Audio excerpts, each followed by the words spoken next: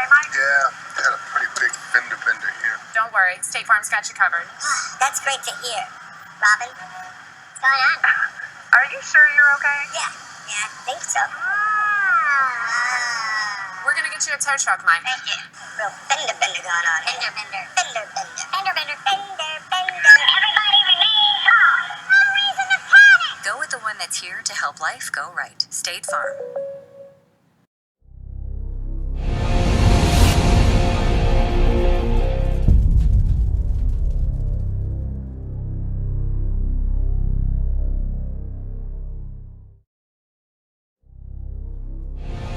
It seems around here every town is a sports town. And why not? Sports were important to us growing up, and we want the same for our kids. To get involved, to compete, because that's how kids learn to lead. And why Farmers Union Insurance supports these programs. They know sports aren't just about building skill and strength, but about building character. Farmers Union Insurance. They don't just protect our community, they invest in it. It seems around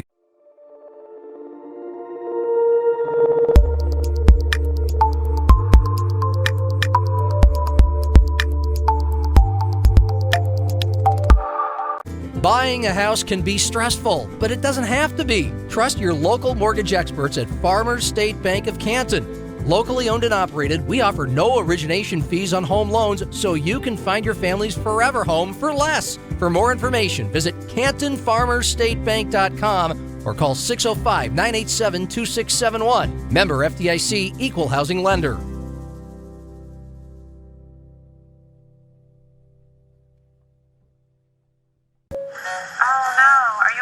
Yeah, had a pretty big fender bender here. Don't worry, State Farm's got you covered.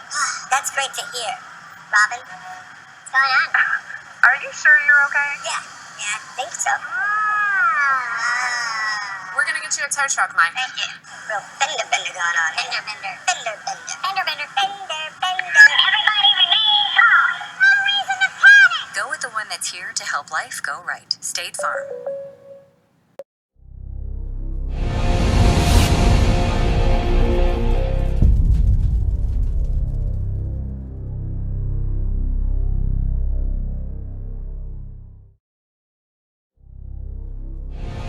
It seems around here every town is a sports town. And why not? Sports were important to us growing up, and we want the same for our kids. To get involved, to compete, because that's how kids learn to lead. And why Farmers Union Insurance supports these programs. They know sports aren't just about building skill and strength, but about building character. Farmers Union Insurance. They don't just protect our community, they invest in it. It seems around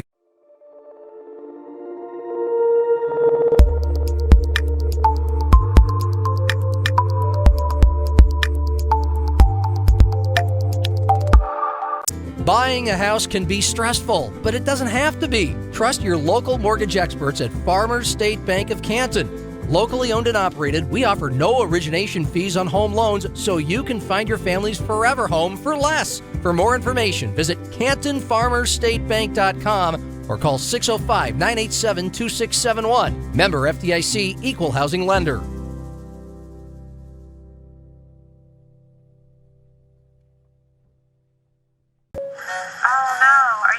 Yeah, had a pretty big fender bender here. Don't worry, State Farm's got you covered. That's great to hear. Robin, what's going on? Are you sure you're okay? Yeah, I think so. We're gonna get you a tow truck, Mike. Thank you. Real fender bender going on. Fender bender. Fender bender. Fender bender. Fender bender. Everybody remain calm. No reason to panic. Go with the one that's here to help life go right. State Farm.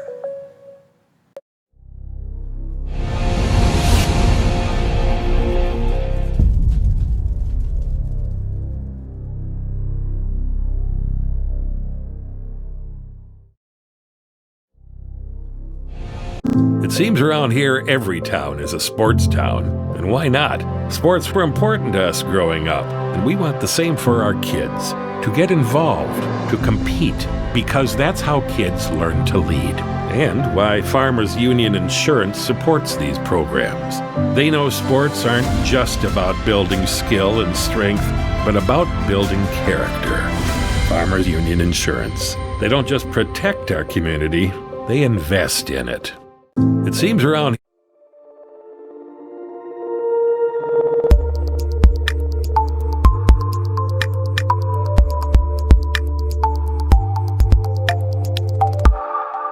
Buying a house can be stressful, but it doesn't have to be. Trust your local mortgage experts at Farmers State Bank of Canton. Locally owned and operated, we offer no origination fees on home loans, so you can find your family's forever home for less. For more information, visit CantonFarmersStateBank.com or call 605-987-2671. Member FDIC, Equal Housing Lender.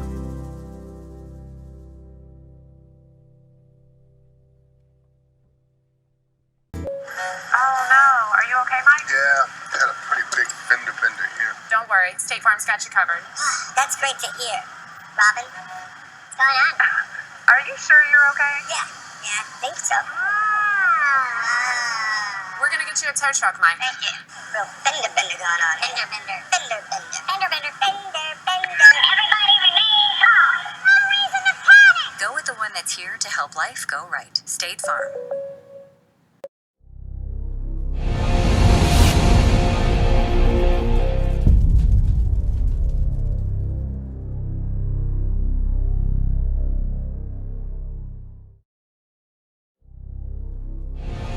It seems around here every town is a sports town. And why not? Sports were important to us growing up, and we want the same for our kids. To get involved, to compete, because that's how kids learn to lead. And why Farmers Union Insurance supports these programs. They know sports aren't just about building skill and strength, but about building character. Farmers Union Insurance. They don't just protect our community, they invest in it. It seems around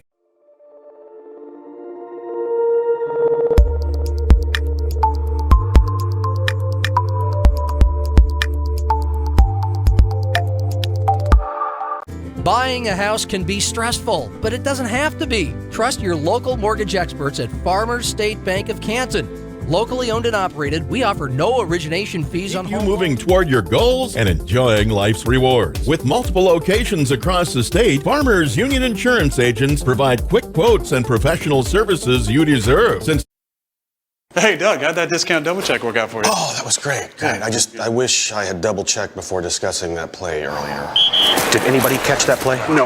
Okay, we're going to act like we're debating about it. You two do the bouncy football thing. You rub your head like it's a real tough call. No, that looks like you're having a migraine. I'm going to break the huddle confidently, and we're going to call it incomplete. Mic's on!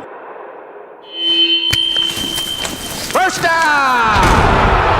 Thank you! 70,000 people were there. 20 million more watching at home. got it! Save big with State Farm. When it comes to your money, who do you trust? A big city bank or a locally owned bank staffed by your neighbors and friends? A bank that offers home loans with no origination fees and a wide variety of accounts, including checking accounts built specifically to help community youth develop financial skills. When it comes to your money, trust Farmers State Bank of Canton. Visit CantonFarmersStateBank.com or call 605-987-2671. Member FDIC, Equal Housing Lender. Stitches in downtown Canton is your source for Seahawks fan gear and custom apparel. Whether your team needs new uniforms for the upcoming season or your employees need new apparel for the workplace, Stitches can outfit them with several design options that include embroidery, screen printing, and sublimation. Design custom gear the way you want. Stop in to Stitches at 113 East 5th Street in Canton and check out all your apparel options. No order too big or too small. That's Stitches, 113 East 5th Street in Canton. The top two questions facing retirees are, will I have enough money in retirement and will my money last? The way you set up your retirement can impact the quality of life you have for years to come. The team at Burley Financial provides individualized retirement plans to help you take the worry out of retirement. Call them at 605-987-2117 or find them online at burleyfinancial.com. Securities offered through First Heartland Capital Incorporated, member FINRA, SIPC. Advisory services offered through First Heartland Consultants Incorporated, Burley Financial, not affiliated with First Heartland Capital Incorporated.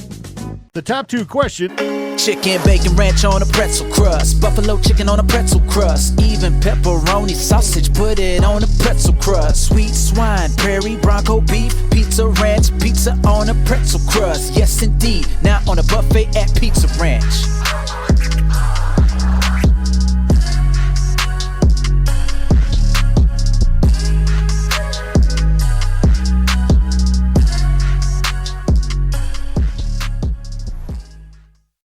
Chicken. The Best Western Ramkota Hotel in Rapid City supports all South Dakota student athletes and their families. They are conveniently located off Interstate 90, close to downtown and minutes from the beautiful Black Hills. The Ramkota offers sports and family-friendly rates. Guests can relax for free in the indoor water park. They have 36,000 square feet of banquet and meeting space, and the award-winning Minerva's Restaurant and Bar is located on site. Best Western Ramkota welcomes everyone to beautiful Rapid City, South Dakota. The Best Western Ramkota Hotel in Life's an adventure filled with excitement, challenges, and achievement. Farmers Union Insurance can provide you the safety net to keep you moving toward your goals and enjoying life's rewards. With multiple locations across the state, Farmers Union Insurance agents provide quick quotes and professional services you deserve. Since 1948, Farmers Union Insurance has focused on insuring the people of South Dakota. From the most remote quarter section to the busiest intersection, Farmers Union Insurance. Insuring a brighter tomorrow. Life's a... Hey, Doug, how'd that discount double check work out for you? Oh, that was great. I wish I had double checked before discussing that play earlier. Did anybody catch that play? No. Okay, we're going to act like we're debating about it. You two do the bouncy football thing. You rub your head like it's a real tough call. No, that looks like you're having a migraine. I'm going to break the huddle confidently, and we're going to call it incomplete. Your mic's on! First down! Thank you! 70,000 people were there. 20 million more watching at home. Got it! Save big with State Farm. When it comes to your money, who do you trust? A big city bank or a locally owned bank staffed by your neighbors and friends? A bank that offers home loans with no origination fees and a wide variety of accounts, including checking accounts built specifically to help community youth develop financial skills. When it comes to your money, trust Farmers State Bank of Canton. Visit CantonFarmersStateBank.com or call 605-987-2671. Member FDIC, Equal Housing Lender. Stitches in downtown Canton is your source for Seahawks fan gear and custom apparel. Whether your team needs new uniforms for the upcoming season or your employees need new apparel for the workplace, Stitches can outfit them with several design options that include embroidery, screen printing, and sublimation. Design custom gear the way you want. Stop in to Stitches at 113 East 5th Street in Canton and check out all your apparel options. No order too big or too small. That's Stitches, 113 East 5th Street in Canton.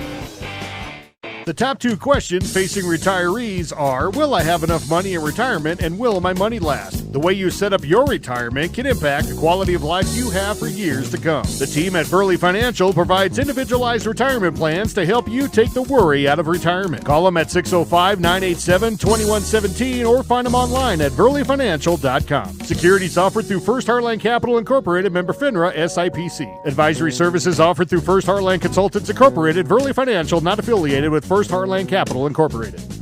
The top two questions. Chicken, bacon, ranch on a pretzel crust. Buffalo chicken on a pretzel crust. Even pepperoni sausage, put it on a pretzel crust. Sweet swine, prairie, bronco beef, pizza ranch, pizza on a pretzel crust. Yes indeed, now on a buffet at Pizza Ranch.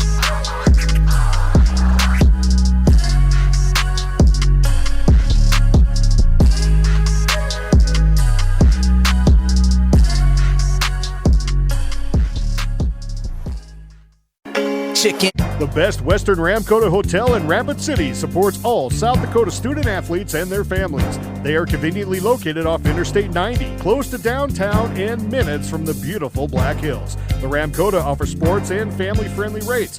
Guests can relax for free in the indoor water park. They have 36,000 square feet of banquet and meeting space, and the award-winning Minerva's Restaurant and Bar is located on site. Best Western Ramkota welcomes everyone to beautiful Rapid City, South Dakota. The best Western Ramkota hotel and Life's an adventure filled with excitement, challenges, and achievement. Farmers Union Insurance can provide you the safety net to keep you moving toward your goals and enjoying life's rewards. With multiple locations across the state, Farmers Union Insurance agents provide quick quotes and professional services you deserve. Since 1948, Farmers Union Insurance has focused on insuring the people of South Dakota. From the most remote quarter section to the busiest intersection, Farmers Union Insurance. Insuring a brighter tomorrow. Life's Hey, Doug, how'd that discount double check work out for you? Oh, that was great. Great. I wish I had double checked before discussing that play earlier. Did anybody catch that play? No. Okay, we're going to act like we're debating about it. You two do the bouncy football thing. You rub your head like it's a real tough call. No, that looks like you're having a migraine. I'm going to break the huddle confidently, and we're going to call it incomplete. Mike's on! First down! Thank you! 70,000 people were there. 20 million more watching at home. Got it! Save big with State Farm. When it comes to your money, who do you trust? A big city bank or a locally owned bank staffed by your neighbors and friends? A bank that offers home loans with no origination fees and a wide variety of accounts, including checking accounts built specifically to help community youth develop financial skills. When it comes to your money, trust Farmers State Bank of Canton. Visit CantonFarmersStateBank.com or call 605-987-2671. Member FDIC, Equal Housing Lender. Stitches in downtown Canton is your source for Seahawks fan gear and custom apparel. Whether your team needs new uniforms for the upcoming season or your employees need new apparel for the workplace, Stitches can outfit them with several design options that include embroidery, screen printing, and sublimation. Design custom gear the way you want. Stop in to Stitches at 113 East 5th Street in Canton and check out all your apparel options. No order too big or too small. That's Stitches, 113 East 5th Street in Canton.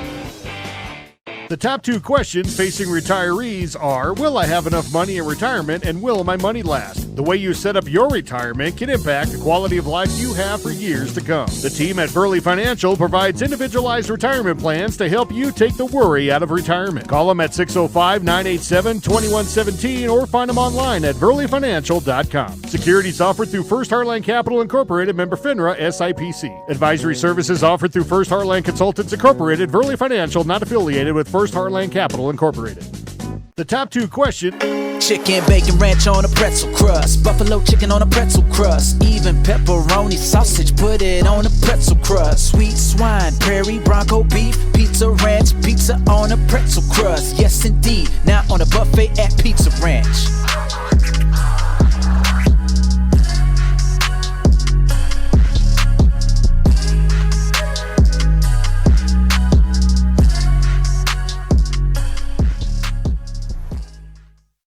Chicken. The best Western Ramkota hotel in Rapid City supports all South Dakota student athletes and their families. They are conveniently located off Interstate 90, close to downtown and minutes from the beautiful Black Hills. The Ramkota offers sports and family-friendly rates. Guests can relax for free in the indoor water park. They have 36,000 square feet of banquet and meeting space, and the award-winning Minerva's Restaurant and Bar is located on site. Best Western Ramkota welcomes everyone to beautiful Rapid City, South Dakota. The best Western Ramkota hotel and Life's an adventure filled with excitement, challenges, and achievement. Farmers Union Insurance can provide you the safety net to keep you moving toward your goals and enjoying life's rewards. With multiple locations across the state, Farmers Union Insurance agents provide quick quotes and professional services you deserve. Since 1948, Farmers Union Insurance has focused on insuring the people of South Dakota. From the most remote quarter section to the busiest intersection, Farmers Union Insurance. Insuring a brighter tomorrow. Life's Hey, Doug, how'd that discount double check work out for you? Oh, that was great. Great. I wish I had double checked before discussing that play earlier. Did anybody catch that play? No. Okay, we're going to act like we're debating about it. You two do the bouncy football thing. You rub your head like it's a real tough call. No, that looks like you're having a migraine. I'm going to break the huddle confidently, and we're going to call it incomplete. Mike's on! First down! Thank you! 70,000 people were there. 20 million more watching at home. Got it! Save big with State Farm. When it comes to your money, who do you trust? A big city bank or a locally owned bank staffed by your neighbors and friends? A bank that offers home loans with no origination fees and a wide variety of accounts, including checking accounts built specifically to help community youth develop financial skills. When it comes to your money, trust Farmers State Bank of Canton. Visit CantonFarmersStateBank.com or call 605-987-2671. Member FDIC, Equal Housing Lender. Stitches in downtown Canton is your source for Seahawks fan gear and custom apparel. Whether your team needs new uniforms for the upcoming season or your employees need new apparel for the workplace, Stitches can outfit them with several design options that include embroidery, screen printing, and sublimation. Design custom gear the way you want. Stop in to Stitches at 113 East 5th Street in Canton and check out all your apparel options. No order too big or too small. That's Stitches, 113 East 5th Street in Canton. The top two questions facing retirees are, will I have enough money in retirement and will my money last? The way you set up your retirement can impact the quality of life you have for years to come. The team at Burley Financial provides individualized retirement plans to help you take the worry out of retirement. Call them at 605-987-2117 or find them online at burleyfinancial.com. Securities offered through First Heartland Capital Incorporated, member FINRA, SIPC. Advisory services offered through First Heartland Consultants Incorporated, Burley Financial, not affiliated with First Heartland Capital Incorporated. The top two questions. Chicken, bacon, ranch on a pretzel crust. Buffalo chicken on a pretzel crust. Even pepperoni, sausage, put it on a pretzel crust. Sweet swine, prairie, bronco beef, pizza ranch, pizza on a pretzel crust. Yes, indeed. Now on a buffet at Pizza Ranch.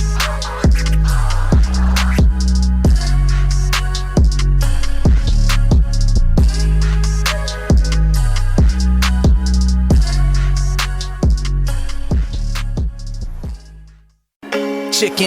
The Best Western Ramkota Hotel in Rapid City supports all South Dakota student athletes and their families. They are conveniently located off Interstate 90, close to downtown and minutes from the beautiful Black Hills. The Ramkota offers sports and family-friendly rates. Guests can relax for free in the indoor water park. They have 36,000 square feet of banquet and meeting space, and the award-winning Minerva's Restaurant and Bar is located on site. Best Western Ramkota welcomes everyone to beautiful Rapid City, South Dakota. The Best Western Ramkota Hotel in Life's an adventure filled with excitement, challenges, and achievement. Farmers Union Insurance can provide you the safety net to keep you moving toward your goals and enjoying life's rewards. With multiple locations across the state, Farmers Union Insurance agents provide quick quotes and professional services you deserve. Since 1948, Farmers Union Insurance has focused on insuring the people of South Dakota. From the most remote quarter section to the busiest intersection, Farmers Union Insurance, insuring a brighter tomorrow. Life's Hey, Doug, how'd that discount double check work out for you? Oh, that was great. I wish I had double checked before discussing that play earlier. Did anybody catch that play? No. Okay, we're going to act like we're debating about it. You two do the bouncy football thing. You rub your head like it's a real tough call. No, that looks like you're having a migraine. I'm going to break the huddle confidently, and we're going to call it incomplete. Your mic's on! First down! Thank you! 70,000 people were there. 20 million more watching at home. Got it! Save big with State Farm. When it comes to your money, who do you trust? A big city bank or a locally owned bank staffed by your neighbors and friends? A bank that offers home loans with no origination fees and a wide variety of accounts, including checking accounts built specifically to help community youth develop financial skills. When it comes to your money, trust Farmers State Bank of Canton. Visit CantonFarmersStateBank.com or call 605-987-2671. Member FDIC, Equal Housing Lender. Stitches in downtown Canton is your source for Seahawks fan gear and custom apparel. Whether your team needs new uniforms for the upcoming season or your employees need new apparel for the workplace, Stitches can outfit them with several design options that include embroidery, screen printing, and sublimation. Design custom gear the way you want. Stop in to Stitches at 113 East 5th Street in Canton and check out all your apparel options. No order too big or too small. That's Stitches, 113 East 5th Street in Canton. The top two questions facing retirees are, will I have enough money in retirement and will my money last? The way you set up your retirement can impact the quality of life you have for years to come. The team at Burley Financial provides individualized retirement plans to help you take the worry out of retirement. Call them at 605-987-2117 or find them online at burleyfinancial.com. Security.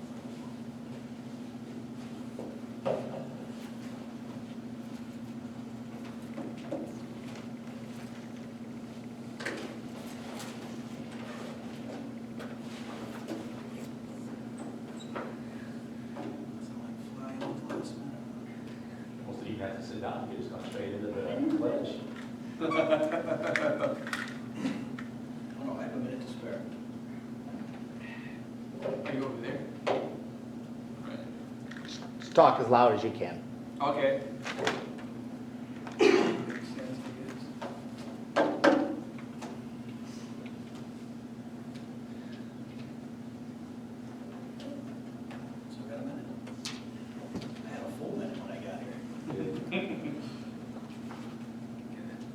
Ran around the building.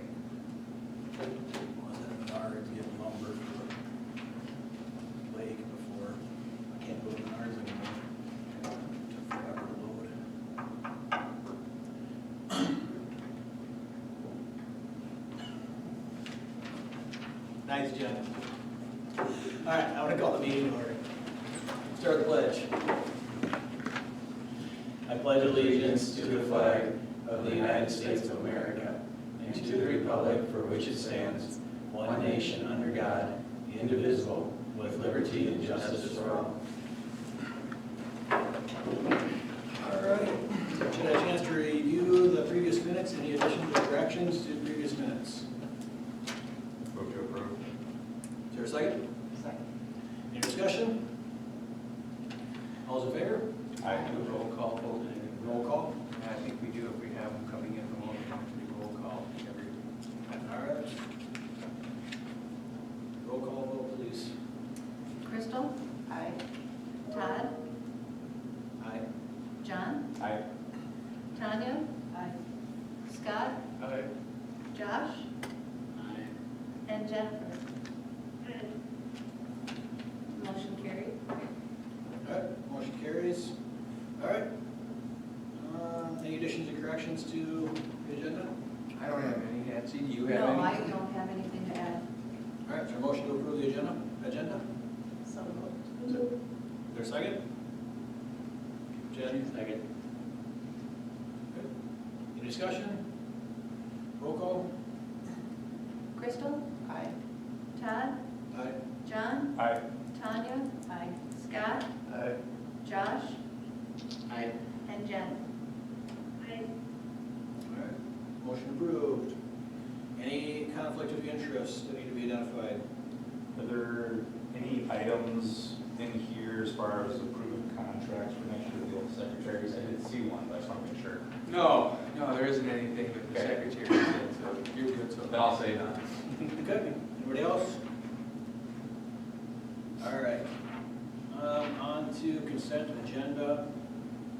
Should be able to have A, no business as consent. B, consent. C, consent. New business A, new business B, new business C, new business D, new business E, new business F, new business G, new business H, new business I, new J, K, L, M. We should be able to do new business N and O. All right.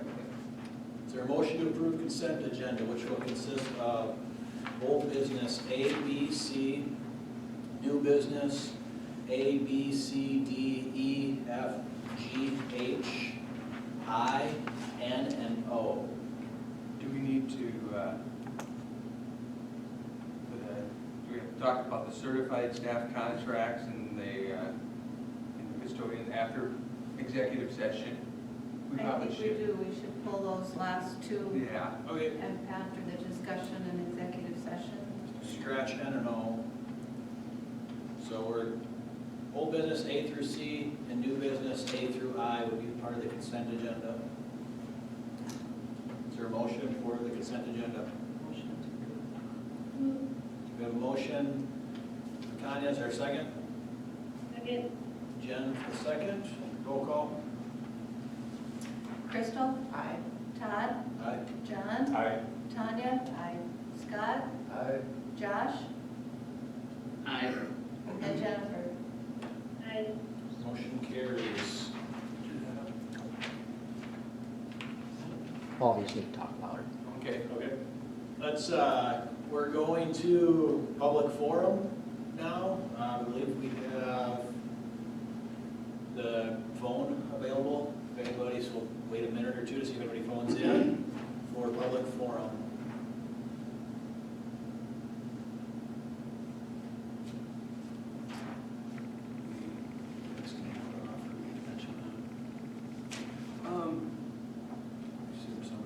Yeah, well, I could just do that. A couple of things that were going to be discussed or brought up in the public forum was we have two commemorations that is presented by our legislators. That'd be Senator Boland, Representative Jensen, and Representative Anderson. One of the commemorations goes to the football team on their 2019 Class 11A football championship. And I will not read that at this time, but there's a commemoration for them and also a commemoration then for our wrestling team on their state championship and record-setting season that they had. So congratulations to both the wrestling team and the football team on outstanding seasons, performances, and I want to thank our legislators for recognizing our teams for their accomplishments. All right. Yes, congratulations to them and thank you to our legislators as well.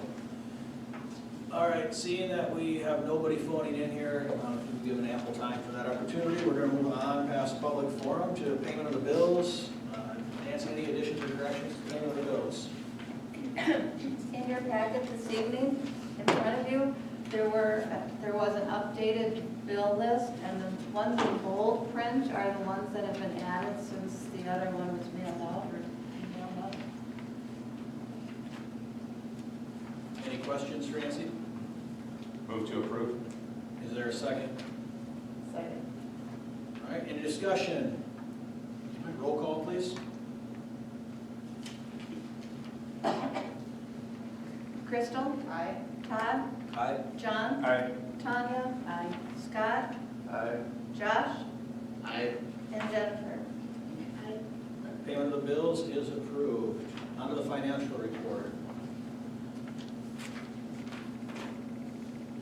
The financial report for the month of March was in your board packet. There really, other than the bank franchise tax that was received, and we may receive another shot at that in the next month, but there's really nothing that needs pointed out. The special ed is still in the negative, and hopefully after the taxes come in May, we'll be a little closer to balancing that out. Questions on the financial statement? Thank you, Nancy. Is there a motion to approve the financial statement? So moved. That's a motion. Is there a second? Second. A second. Any discussion? All those in favor, we'll go to a roll call. Roll call vote, please. Crystal? Aye.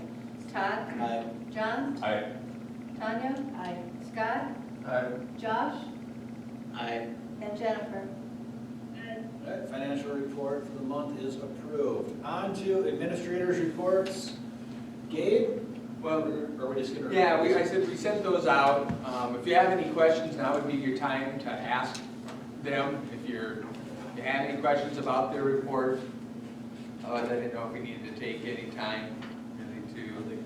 Fine. So does anybody have any? I have Gabe, Russ, and Kent all on here. If anybody has any questions for them.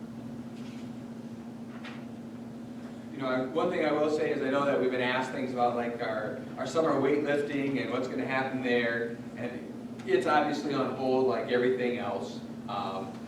Same with, you know, any of our other activities. So until we really have a clear understanding of, you know, the health situation, we really can't move forward with that at this time.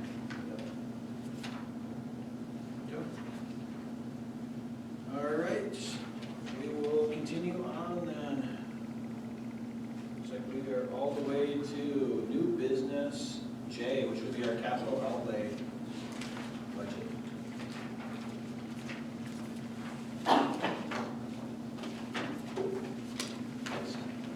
Every year at the April meeting, we look at the proposed capital outlay budget. Teachers turn in their requests and their wishes to their principals. The head custodian, Darren, puts together a list of what he feels are important maintenance items to be taken care of. The superintendent goes over the list as well, and we look at the available funds that we have estimated for the coming school year and put together a proposed capital outlay budget. This was sent out to you earlier in the week, so if you had some spare time, you can review it. The first page is the compiled. It shows you the 2019 taxes, the second half of those, 2020 taxes paid in 21, the first half of that estimated. Hey Nancy, do you have any, Sure. I have 3 extra. There you go. Tanya, you got one? How about you folks? They both have one? You guys, Jen and Josh, have one? There's one in the seat of my truck if you guys want to swing to the parking lot and grab it. I have one.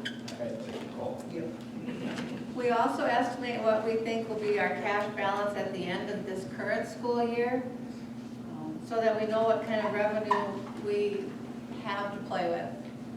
The expenses then are broke down. I've tried to put them together by similarity to come up with a running balance of total expenses and then available funds at the end of the 2021 school year.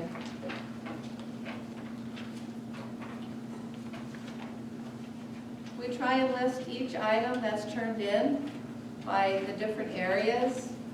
There is a column for 5-year plan special projects. So if they're not part of the budget for the coming school year, then you will see them in that column there for the 5-year special projects. They in turn, when we get to the 5-year plan, are pulled into the various years in the coming years to look at.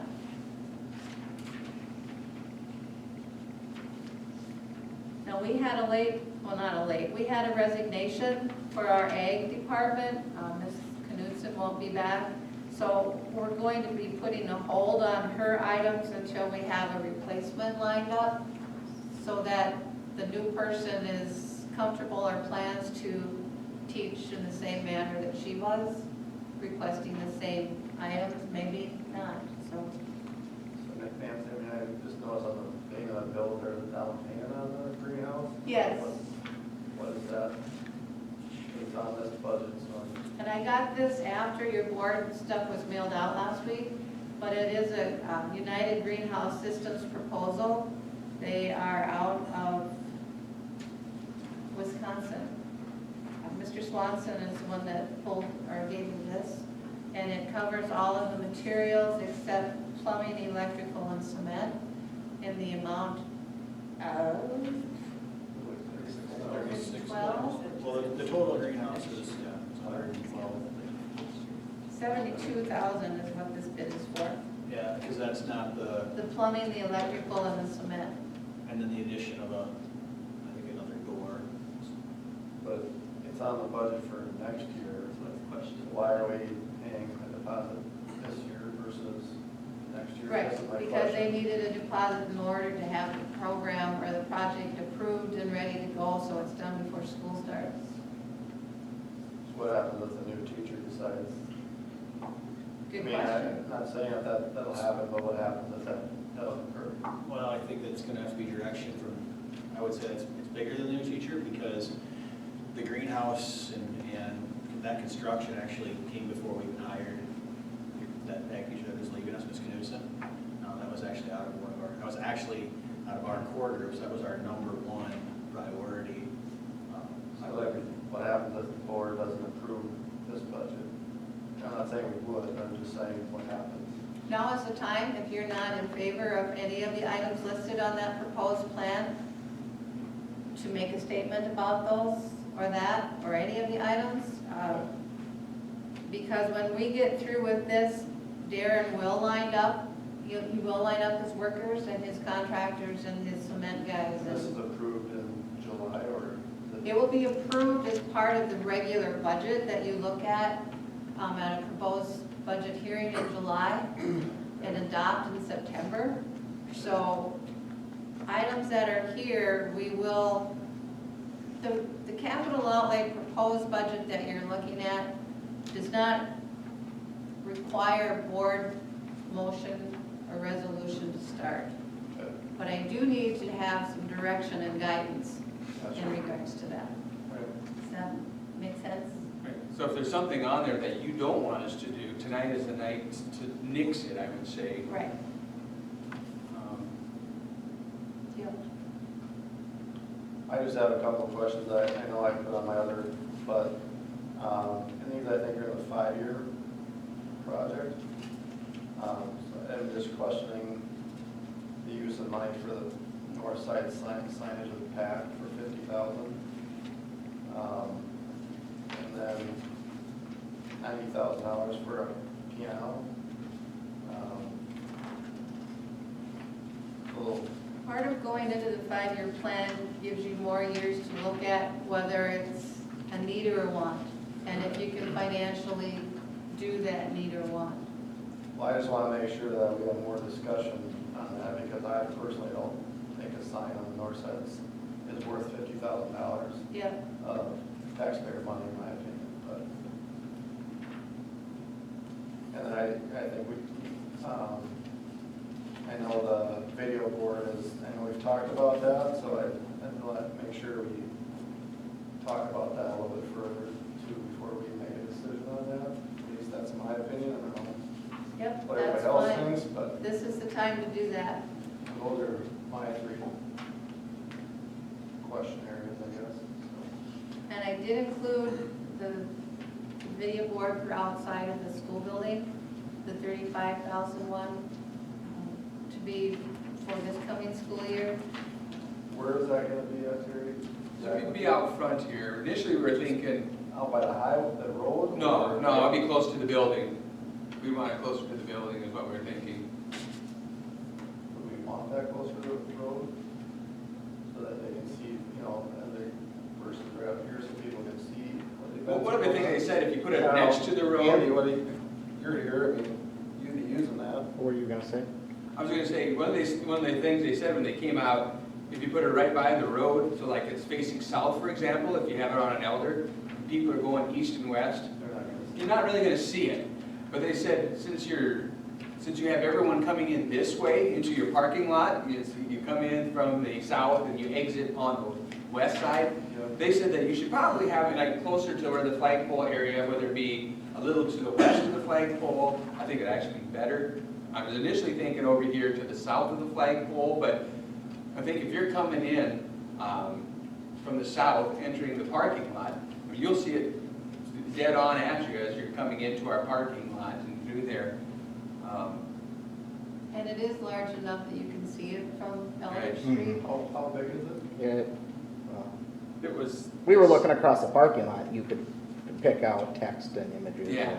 It is, well, the whole cabinet was basically 9 foot wide by 7 foot high, but the actual board was like 4 foot by 5 foot.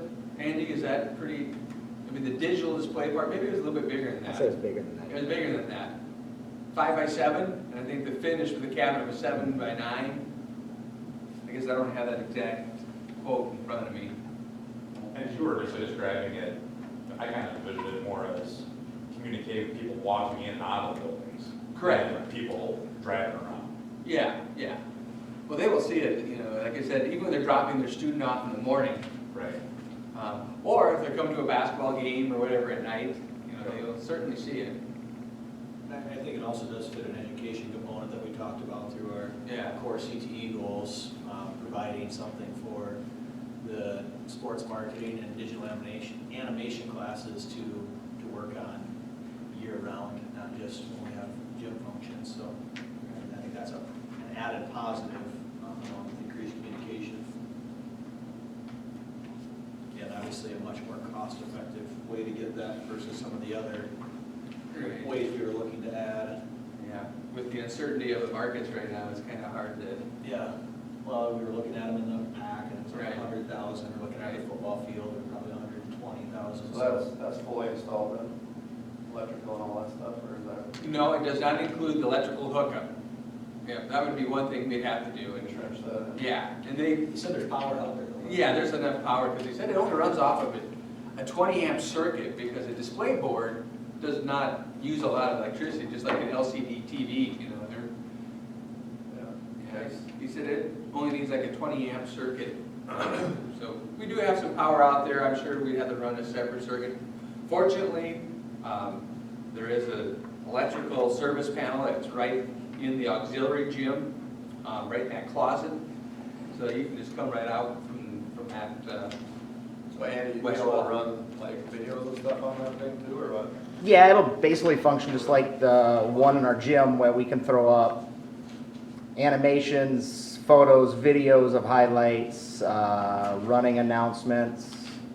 Yeah, it's basically just push and play just like the one before.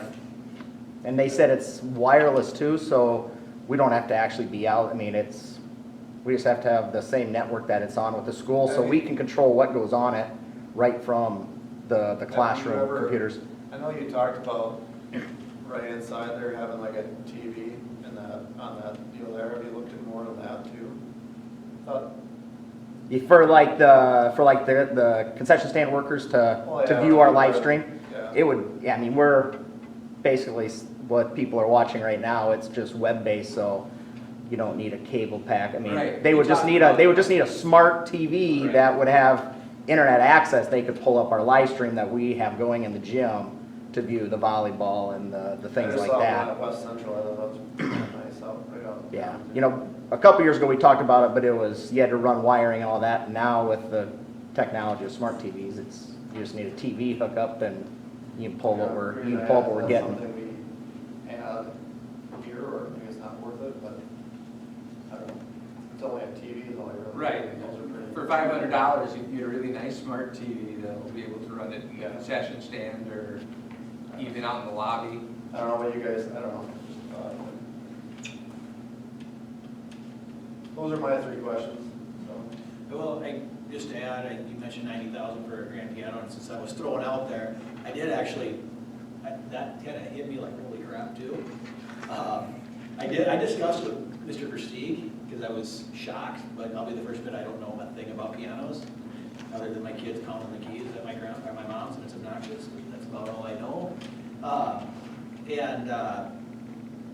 So I visited with Mr. Versteeg, but I'm not advocating for or against 90,000. I'm just sharing kind of his thoughts so people understand that $90,000, like for a nice grand piano that you would find in a facility such as the PAC, or that you would find at the Washington Pavilion or a nice performing arts center, that is accurate, and I still didn't hardly believe it, so I started doing some research on my own, and yeah, I mean, you can get into used ones for like $50,000, which blew me away too. So I'm not saying we need to spend 90, I'm not saying we need to spend 50, but all I bring up is just to look at options, because used ones are pretty, you can get some really nice ones for a lot.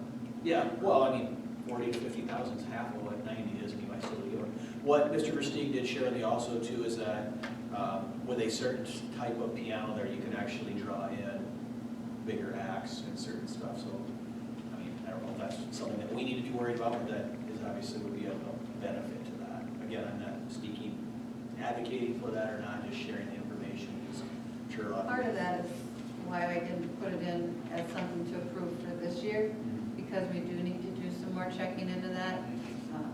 Beersford ran into a situation where they were able to buy one that had been used by a professional concert musician, and it had only been used a couple times, and they got it for like $35,000. So that you can run into some situations like that. We're not ready to jump into spending that kind of money on a piano for the coming school year, especially when he also was requesting a keyboard to be used, and then the band department also wanted a stage electric keyboard type music. So I went with the two lesser ones and saved the big one for another year.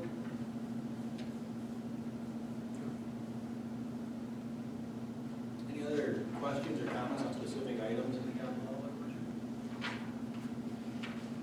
budget?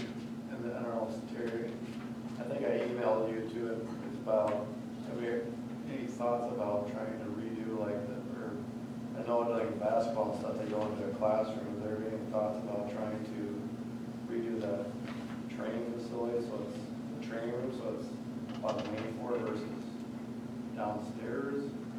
Just a thought. Yeah, I guess that could be for coming years, but I just think that might be a good idea versus having people paddle down, you know, a flight of stairs to get to a training room. But I don't know if there's enough room either, so that's what I don't know about. Or if you could repeat what he was talking about. Scott was asking about if it's been considered moving the training room from the basement by the locker rooms up onto the main level. Oh, okay. Thank you. Not that I know, I don't know if you guys have that, I know it. We talked somewhat about it when we were doing the plans for the PAC, and they had given us some other options to move stuff around in years to come, like the lunchroom, maybe the commons, and then, different things like that, to move some of that stuff upstairs, but that was just kind of a... this year we actually had like the girls and boys basketball teams would use that room right off from the gym at halftime, and they could wrap ankles and do that kind of, even doing some if there's an injury, they were addressing them right there. So you can kind of see the writings on the wall that we're going to eventually be looking to move the training room up here. And I guess I don't have anything in our 5-year plan about when that's going to happen, but space is an issue. I mean, the weight room's at capacity. Yeah, it's space is a problem. I'm not for or against moving it, but right now, 90% of the athletes that need it before practice when they're in the locker rooms, and now it's right there, right next to the locker room. So you move it upstairs, and now all those athletes have to come upstairs and then back downstairs. Now, granted, they may or may not be injured, so it's maybe they're more able to go up and down the stairs versus you put it on this level and an injured athlete can get in there. So I'm not saying there's right or wrong, but also it's where it is for a reason too, and there's convenience to where it's at also. So I think space is the biggest issue that we're going to, if we get to have a summer weightlifting program too, that's something that we're running up against too, is space for the summer weightlifting program. Is that gym or that facility is slam packed. And you'll have to have water and sewer. I mean, with the ice machine, the training room has, a lot of times they'll have an ice machine that requires water with the drain, and they have usually a whirlpool tub, and so water and sewer will be an issue as well for location of a training room. And space is an issue in our current training room. I can tell you before practices, kids are lined in the hallway because there's only room for the trainer and probably 2 people in that room. I don't know if that was originally designed as a training room as much as it was a coach's office or something like that, and so it's, As you look through the list of items by the different functions and areas, we're looking at some major improvements at the stadium. It has kind of been ignored for the last 10 to 12 years, and it needs some attention. I don't know if the track replacement will actually occur. Is it to the point of needing that done now, or are we looking to wait? I would like to. I haven't done competitive bids. I've had one gentleman give me an estimate. The gentleman who did the structural spray that we put on it 7 years ago, he spitballed that figure We have not done a competitive bid process on it, so I don't know that we will be doing that And it would be yet next this spring. It wouldn't be this year, it would be the following spring, Right. starting after the track season, probably, June 2021. So you're thinking June 2021? Yeah, So it'd be actually right before the next summer. right, Yeah, that probably makes more sense. at the end of this coming fiscal year. Right. The other thing that I wanted to point out is that the special ed is in need to have their area remodeled. Right now, it's down where the old home ec room used to be, and we cut that into 2 rooms a few years ago with a sheetrock wall. The bathroom area then is part of the special ed room. We have several students that need to be lifted, physically lifted, and with the aides and the teachers, they weren't able to do that properly, which was part of what started all this, to get the correct lift in place for the bathroom needs that are necessary. That also then took into play making the door bigger, putting in the ceiling grid so that it supports the lift, and it just kind of mushroomed from there. Easy to do. You can speak to that, Scott, about how medical equipment and. We put a couple of nursing homes at $20,000 per room to go from the hallway to the bed, and then to the bed to the shower. Yeah. Playground. Yeah. So that's where that need came from for the special ed. That's on page 10. In addition, we have more special ed kids that are being served down in the middle school area. So instead of taking and leaving that one special ed room on the corner, that room will be divided with 2 teachers able to use it separately rather than sharing the space. And that came to $36,500. For the co-curricular, we do a rotation on the uniforms. We started that a number of years ago to buy uniforms to fill in for your team. It's a general fund expense, but if you do it as a team purchase and buy it for the whole team at one time, then it's a capital outlay expense. So that's when we started our rotation schedule, and the boys track, girls track are on the rotation. Basketball uniforms, the light for the boys.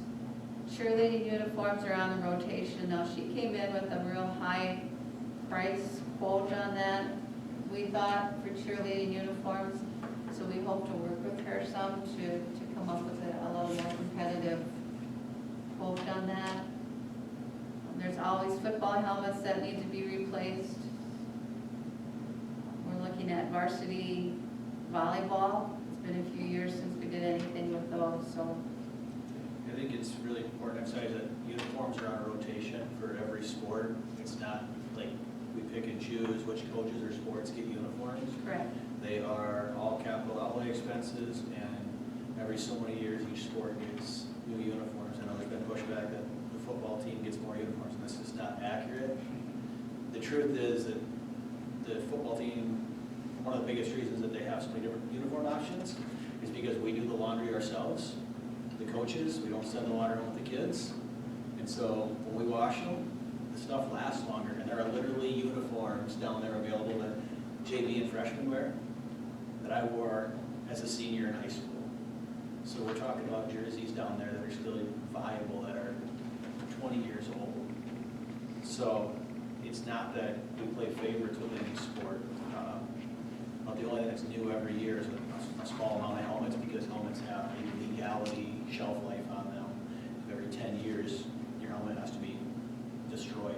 We literally have to cut them in half so they're not used for any activities. So we just buy a few every single year so that we don't get stuck with having to buy 50 or 60 helmets in 1 year. I also want to point out too that our rotation schedule is not carved in stone.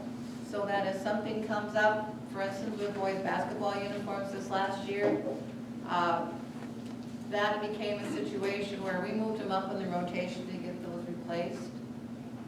So we take and we look at all of the uniforms and visit with the coaches, and then go in and revise the rotation schedule as needed.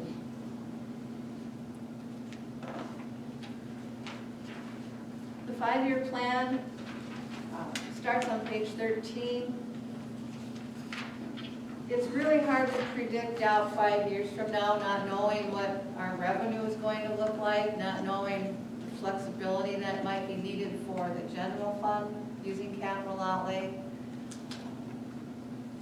Some of these items that are brought up now as wants, 3 years from now aren't necessarily what they want anymore. Priorities change, direction changes, coaches and teachers change, and so some of these items get stuck in there now. That doesn't mean that we are required to do that 3 or 4 or 5 years from now. But it gives us some idea of where we're at.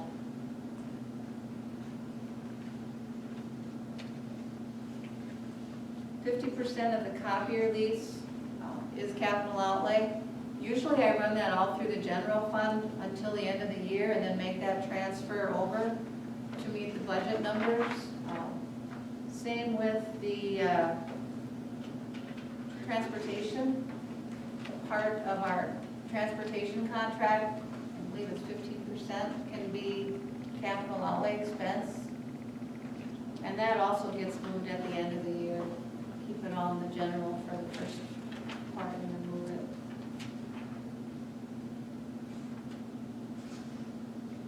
Then the capital outlay certificates, the 2010 series, that's for the elementary school, is that right?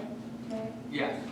That you can see on the 5-year plan. Our last payment is in 24-25 for that particular capital outlay certificate.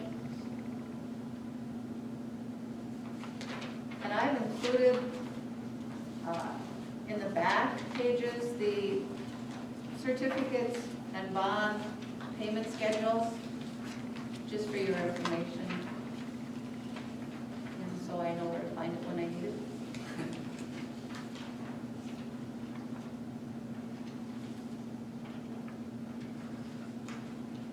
So our total capital outlay is $2.5 million for next year.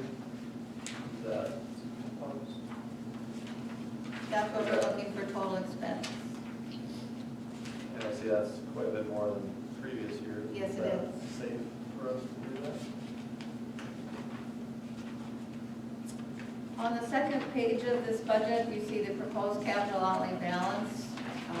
In 16-17, it was $453,000 for the balance. 17-18, it was $719,000. 18-19 is $541,000. Sorry, where are you at? Page 2. Page 2, right in the middle. Okay. Our estimated cash balance for the end of the current school year is $2,249,000. We've got some major areas, like I said, haven't had attention for quite a few years. As we got through the PAC and not knowing what we were going to need for capital outlay to finish that out properly. And we're still working on that somewhat because the back portion and the work areas still aren't where they need to be used properly. But in your opinion, we have enough money to do this? Yes. And it still leaves you a projected cash balance of $1,522,000 at the end of 2021. That's all I was making sure. Even if, and taxes is what finances does, so even if we have uncollected taxes, you can use 3 to 5% as an uncollectible amount or a late amount of tax. We should still be all right where we're sitting as far as funds. And our enrollment for next year is pretty good too, isn't it? Well, that's another budget item on another budget. But I looked at our kindergarten, thanks Gabe, our kindergarten, kinder prep program will be down about 15 kids from what we had anticipated. So I was in today revamping and changing some of the numbers. Why do you think it's down? The people just running? And what we anticipated or compared to this past year? Both, probably. Because this past year had a very large kinder prep Right. class. And it stayed pretty consistent all the years. We plan on 60 for kindergarten and 20 for kinder prep. We'll be down 15 kids. 15. Oh, you're gonna have 15 versus 15 20. kids less in kinder prep and kindergarten than what we had expected. For next year? Yes. 15 less between the two combined. We're looking at 65 instead of 80. Gotcha. Okay. Now we're talking. Now, you know, like last year, we had a bunch of late additions. to We the did. We program. had 10 more kids enrolled than what we had anticipated last year. So that's possible, but you can't count it. You can't do a budget on that, but obviously. And we have not held kindergarten roundup yet because of the COVID-19, so I don't know if that's impacting this. You know, people who have children of age have contacted us, and we have their email address, and we'll have to schedule it at some point in time to do the assessment, the readiness assessment, but maybe we'll get more then. What are you gonna do if this thing lasts until middle of June, whatever, you need to know? Have you ever thought about, I don't know if you can do virtual stuff or do like one appointment, I don't know. I think we need to think about that, because this could go on until. We've talked about that with Gabe already. Gabe, do you want to speak real quick? Scott was asking about if kind of the social distancing stuff lasts into the summer, what your roundup and assessment plan is. Yes. You know, looking forward on that, we could probably look at something doing this like 2 weeks away from school. That would be the kind of the farthest away I think we would want to touch. But you know, we just need to get the class list going for the teachers to get stuff ready in the rooms, and then also to get that, to give parents time if they need to, you know, look at the scores, whether they're thinking kindergarten or kinder prep, to kind of make that decision also. So if you're asking something about virtually, I don't think we could pull that off with a kinder prep kindergarten kid. Would you look at just trying to do like one-on-one where they schedule a time as opposed to, you know, the mass numbers coming in at once? Yeah, we would probably throw the kindergarten roundup out when the parents come and listen to me, and we could send something paper-wise that way, and then schedule some sort of thing, whether it's a 2-day process to get kids in and space it out enough that we would be within our limits on that. So we're kind of a holding pattern on that. Yep. We'll be able to do something sooner than later. Good. Thanks, Gabe. Yep. And, you know, that comes down to what happens if the entire school district cannot start on our scheduled August 18th date. Last Thursday, the Secretary of Education said, you better have a backup plan ready just in case. Now, I don't know if that means work on your distance learning over the summer, or come forward with a recommendation to your board that we start after Memorial Day, that we start, you know, instead of starting at our, or excuse me, Labor Day, yeah, thank you, yeah, it'd be really late. If we start after Labor Day or what, but. I think that's something you would address in July. Yeah, I think, yeah. July. It's just too early, I think, to get anyone alarmed. Yeah. Taking action 6-8 weeks out, like somebody said, I think helpful to the situation. Just take a slow, measured approach, and as we get information, we'll make decisions. And you know, our community and our parents and our teachers are going to have to be nimble, and they have been, and we appreciate them working with us through this situation. Any other questions on the capital outlay proposed budget? And if you have any concerns with the items that have been proposed, now is the time to discuss that as a board, so that we have some direction on that. Scott, did you have all your That's what my 2 cents, and I just, some of those items, I just want to make sure we have more discussion before we're going forward, but I think all those are on the 5-year plan. The 5-year ones are your big. So, yep, the rest of them, So, yeah, 5 year, obviously, you're gonna be multiple discussions over the next 5 years, maybe even more. Anybody else concerns with what's in the 1 year plan? I guess right now would be, what would be? John, any No. questions? Crystal, roll call, any questions? Jen, anything on the 1 year capital outlay, questions, comments, concerns? I just noticed that there was an upgrade for the football field scoreboard for $2,500. Would that benefit us if we're planning on doing it in the next couple of years?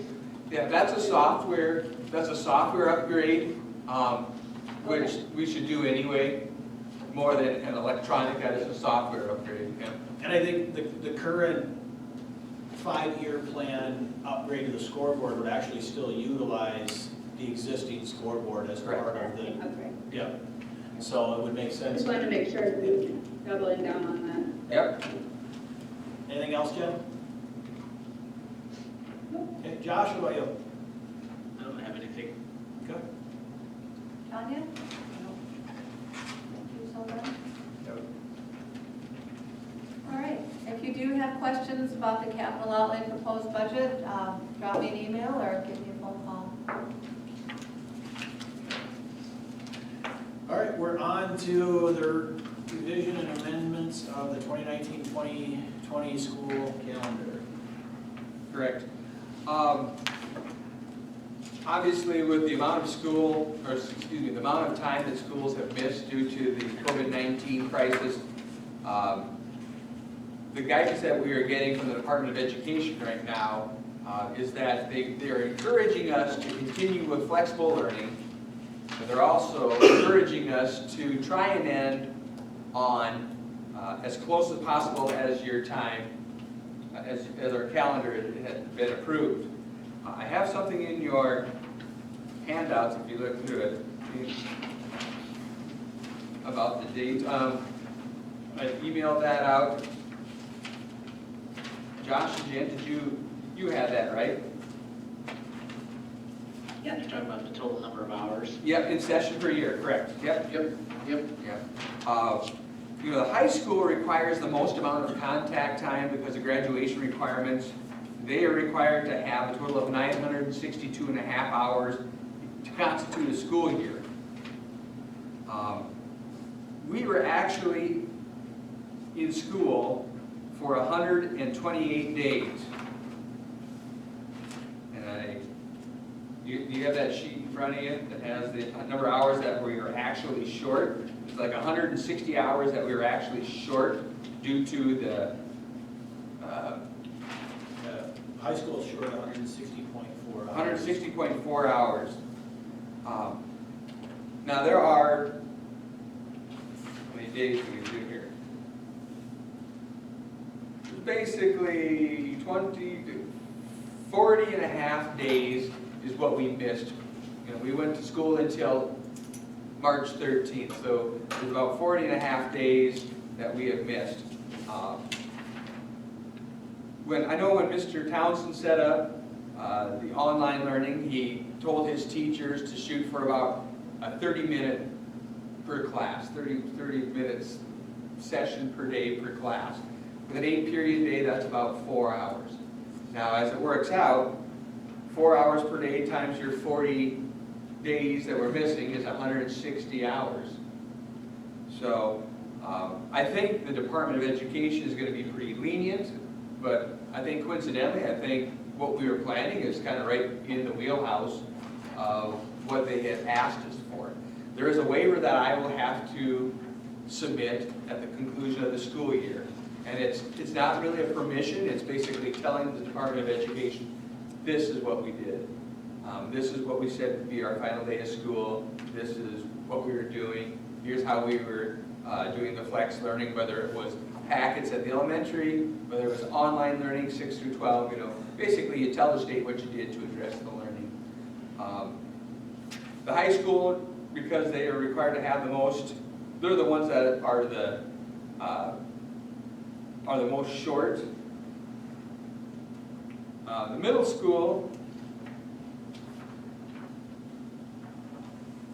where do I have it here? They need about an additional 134 hours, you know, compared to the high school at 160 hours.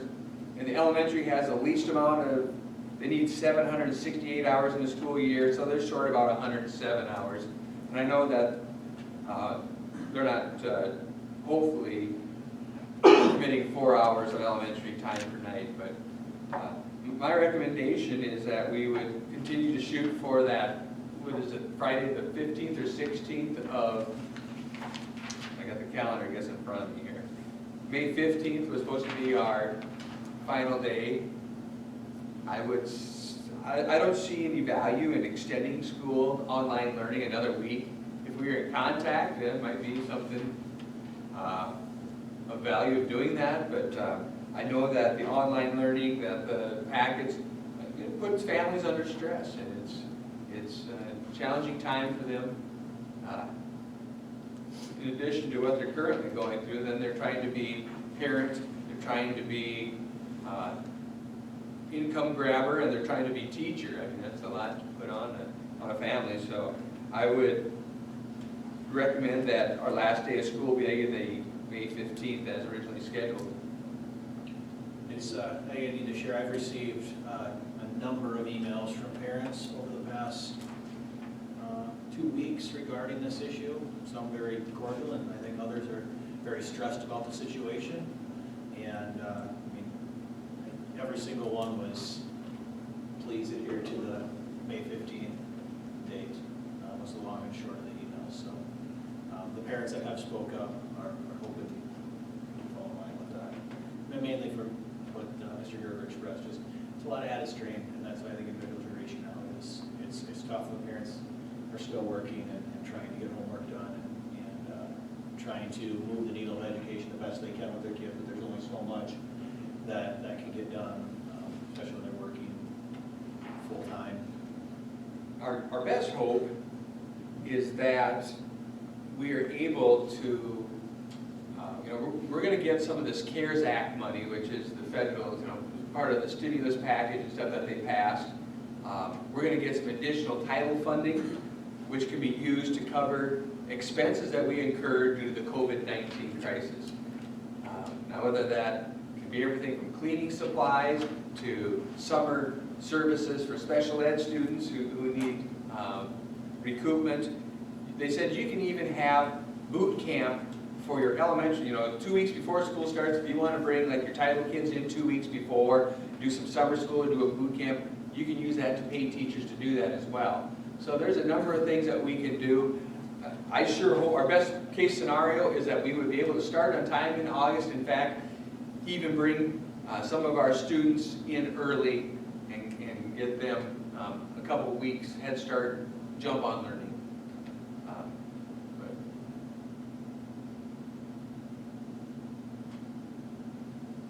Do you need like a motion for this, or what do you? We probably should have you, as far as our final day, the calendar, we should probably affirm what will be our final day for the online learning and such.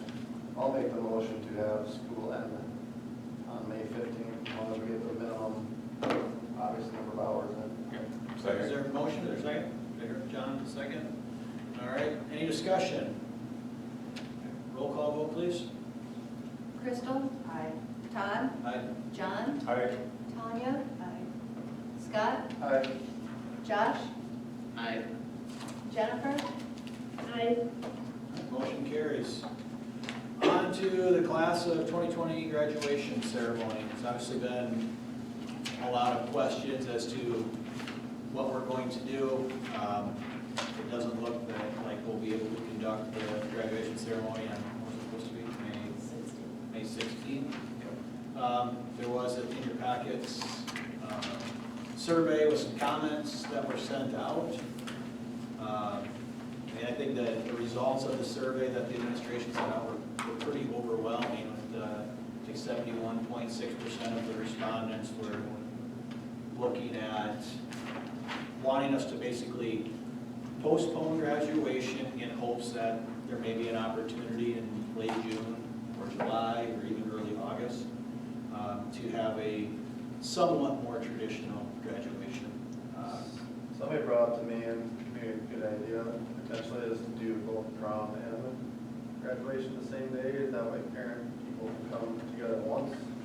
Yeah, Somebody brought up me and Terry talked about that as well today, the possibility of, or even just after prom already has all the gifts bought and things, even if you don't do a full formal, do you do an after prom, after graduation party that night, keeps the kids safe and gives them a place to go, as opposed to maybe some of the alternative things that might take place on graduation night, so.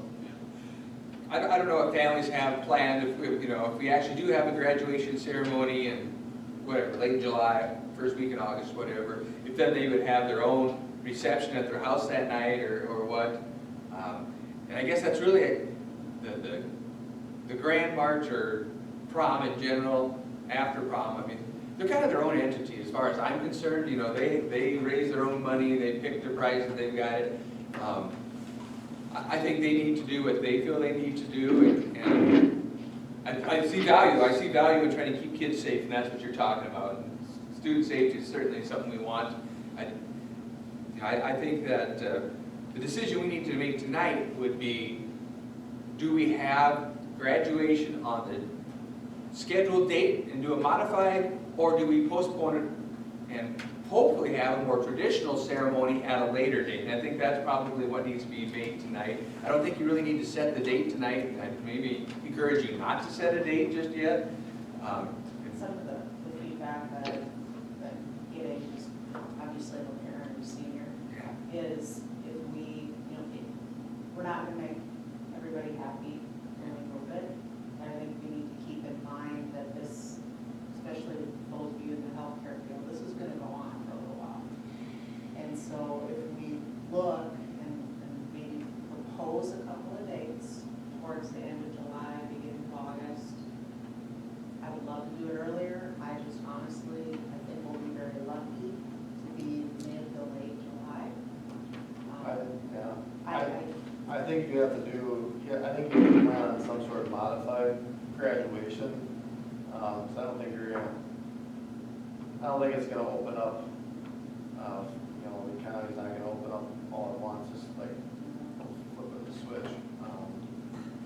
I think you almost have to plan on something that's somewhat modified, but yet special for the seniors, because this whole second half of the year kind of has sucked for a lot of seniors this year. I believe that, and I think it's not going to be a traditional graduation no matter what we do. It's going to be modified. I think trying to hold something in May is extreme modified to almost non-existent type of graduation, as opposed to something late summer is hopefully maybe slightly modified. And I'm guessing that's where parents' heads are at. I think we'll, and maybe Jen knows me, but just based on I think we'll know a lot more by like the May board meeting than we do right now. So I don't think we need to make anything drastic, but with all the research and all the trials and stuff they're doing, the antibodies and all that kind of stuff, a lot can happen between, a lot's already happened between March 17th and today, which is what, this week, 4 weeks. Yeah. I'll just take that another 4 weeks, and it's gonna, keep going further, so even if we have to have a special meeting or something, but I think we plan on something that's modified, but yet come back in our May meeting and hopefully we can make a decision more clarity for June or July. Because August, there's, depending on people in sports or something like that, in college, they're not going to be here in August. We have people even for the military end of May too, so. Yeah. We're not going to accommodate everybody. I just looked at 71% agree. I think we have to take that into account and be very foolish of us for not to listen to the seniors and their parents, especially when we're not looking at a 52 to 48 split. So some of those people that are leaving for Army and stuff like that, is there a way we can do like a video or something, like put that together, so if we have something in for like a ceremony, you can still play that as kind of part of it? Russ, you hear that? I think that would be something for them. That's a memory that. The question was for, so I think kind of the board's moving and we'll take an official action, but it sounds like we'll probably postpone traditional May 16th graduation to a late summer date to be determined in hopes that we can have somewhat more of a traditional graduation, although it probably will still be modified in some way. But then that led to, okay, knowing that it's going to be late summer, there's obviously going to be some individuals that we already know, we'll know tonight that that's not going to work for them, that maybe they're leaving for the military, mid or end May, early June. So the question is there something that we can provide, a video of them walking across the stage in their cap and gown, getting presented a diploma, or something that we could do for those individuals that opted for that option. Or even if you have a line of cars and stuff with. We don't have your audio, Russ. You're unmuted, but maybe your microphone's off. Even if you had a line of cars or something, like they're kind of like the teacher parade they had a Something couple like weeks that. ago. I mean, it's something to give it closure. Are you docked? Are you docked, Russ? Or using an external monitor? Because that'll kill it too. Yeah, call me.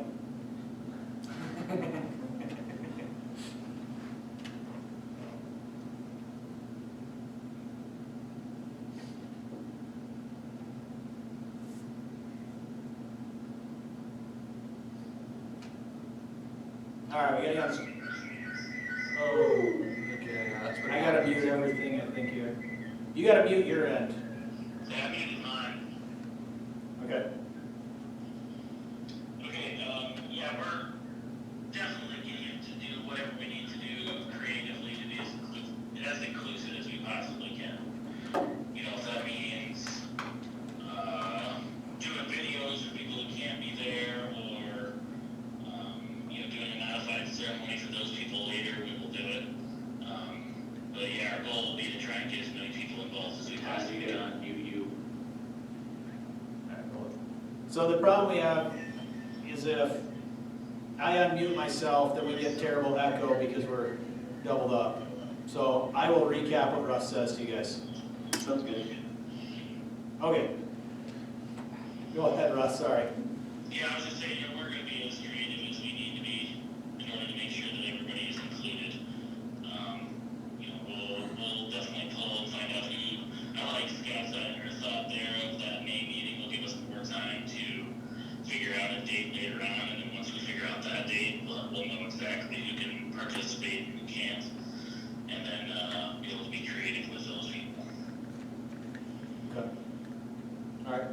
I'll try and rejoin with my phone and see if that audio works too. So. Okay.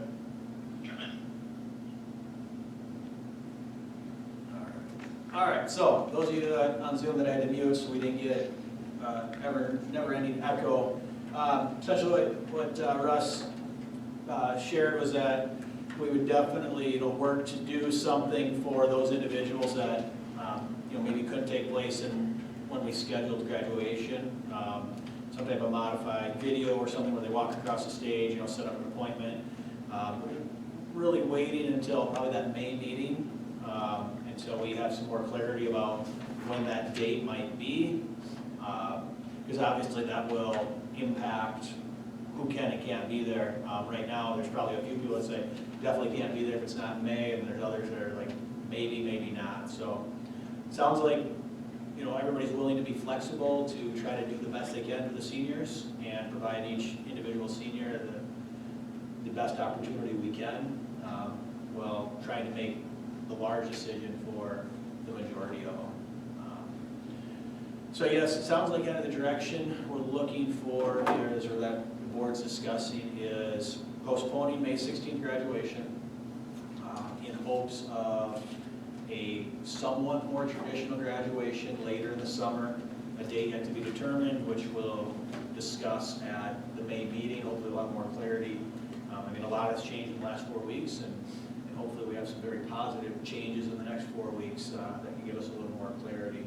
And then also recapping what I said, that once we have that date set, if there's individuals that know that won't work, our admin team, and I'm sure the school board members are willing to do whatever we can to provide those individual seniors with some type of opportunity to, give them an opportunity to, be presented their diploma in somewhat of a unique and special way for them. So right now, really probably the formal action I'd be looking for is a motion to postpone May 16th graduation to a later date to be determined possibly at the next board meeting. I already want to say definitely will be, but I would say to be determined at a later meeting. I have a motion from Jen, is there a second? Second. Okay, there's a second, now discussion? Just what are like Harrisburg, what are those types of schools? I mean, have we looked at? A lot of them are going to be discussing it tonight at their board meeting as well. I'd be curious if you find out the other superintendents what they are trying to do too, so they're not trying to recreate the wheel. Right. On Wednesday, we have a superintendent's Zoom meeting. We're going to have a virtual meeting on Wednesday of this week. So, I mean, things that we've shot around, you know, anything from, you know, are thinking about bringing in the parents' scheduled time, have the student walk across the stage and have the parent hand them the diploma and then put a video together. We talked about even setting up a stage on like the west side of the pack and people in their cars. You know, there's different things that they've talked about at the time if they were going to hold graduation on the scheduled date. Hopefully, with the delayed date, we'll have something more traditional. But I'll keep you posted on what the superintendent's group is talking about on Wednesday. I'll send something out after our meeting. Good. Any other discussion? You said that the date will be at a further, if we're not going to decide on the next board meeting. No, I just said a future meeting. Okay. Yeah. So I want my motion to be ambiguous with the date. yeah, it is not a specific date. Yeah, I change to a future meeting. If it can be May, wonderful, but it very well may not be decided in May. And people need to understand that they're going to have to. I think everybody is very understanding of the situation we're in. We're doing the best we can for all of our students. Okay. Any other discussion? I would just make a comment that I think we need to definitely, by June 1st, make a decision on date, because there are family, if we do something that's not as traditional, I hope we sure can, but we do need to set a date at some point. Yeah. So, and not in June or July. So I think we do need to, I'd be okay by June 1st, but if things are still fluid in May, that's just one comment. I think we need to at least throw some options out and set a date and determine. So, just throwing this out there, would it be wise to have like a little subcommittee, or like a board member or two with some teachers to like Russ to work? I mean, so that when we get to the next board meeting, we're not discussing the same thing. We're all. I think this has to be thought of before May 11th, before, otherwise. So we don't have to make, real quick, if you couldn't hear Crystal made the comment that it would be good to have something by June 1st, even if it's not at the next board. Have a date, not the graduation itself, but a date so families can plan. We can't just keep hanging it out there indefinitely. Scott's comment was, would it be wise to create a committee of some sort to look at this further?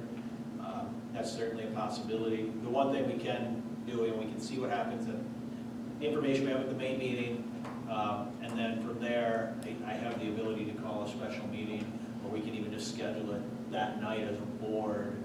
If we still say, yeah, we'd really like 3 more weeks of information, and we'll still be able to make a decision before June 1, we can do that at that point too. Sorry, John. Go ahead, Jen. We put the administration and say we determined by administration and communicated. You know, when they have, does it have to be a board motion for the actual date? Or I think it, personally, I think it should be a board decision, because there's going to be people that maybe aren't happy about whatever we do, and I don't think that's fair to do to our administrators. I think we need to make that decision. And I would definitely take in administrator input. I mean, I highly, highly value that input, but I do believe that we as a board need to make that decision and bear that burden. So we have. Yeah, let's see what our administrators come up with for the May meeting, and then if we need to have a committee, we can do it after that time. Yeah, I'm confident that our administrators will bring some good options forward to us, and we can discuss them more in May meeting with more information, and we just may have to have another meeting at the end of May to get this right. I want to err on the side of more meetings as opposed to trying to get a one-size-fits-all, quick and early and easy. I think our leadership demands that we put in a little extra time as opposed to just trying to get it in one foul swoop, so. All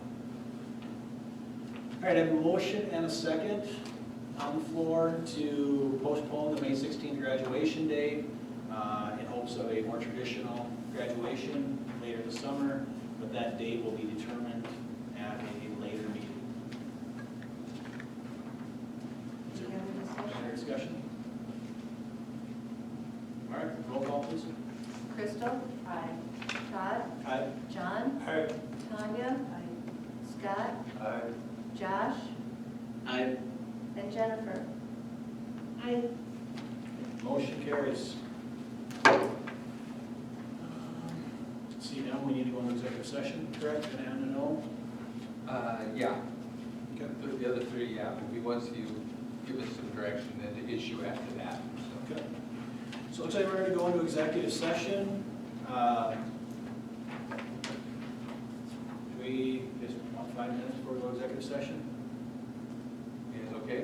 Okay. Let's do executive session. We'll come back at 8:15. That's 6 minutes. You have time for people to click end their meeting, and who needs to clear out, get water, whatever. All right. So we recess till 8:15.